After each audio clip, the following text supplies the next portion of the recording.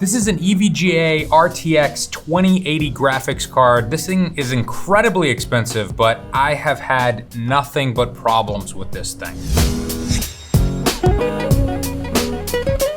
Now, when I first built the computer, everything was fine. I could edit in Adobe Premiere, rendering was super fast. I could also play video games in 4K at high frame rates. It was awesome. But then I slowly started to get more and more errors in Premiere. Maybe I'd be editing something and the preview window would go black and I'd have to save, close, reopen the program and it would start working again. It's annoying, but I'm used to stuff like that with Premiere. But then I'd start rendering out videos and it'd give me render errors. What the heck is going on?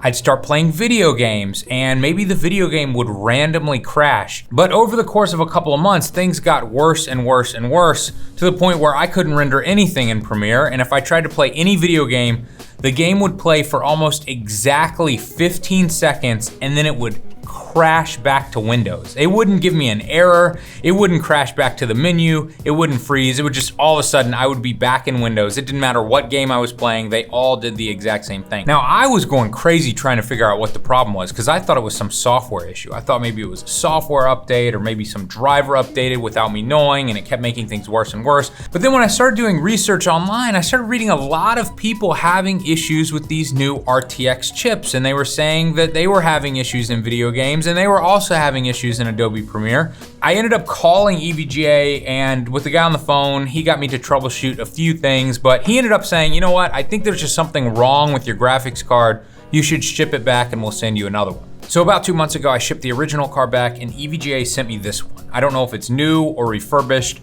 but this one has a lot of the same problems. I can play any video game for approximately 15 seconds and it hard crashes back to Windows. This one is doing better in Premiere. I'm still getting weird errors and stuff, but it can actually render out files, which is the most important thing, so that was nice.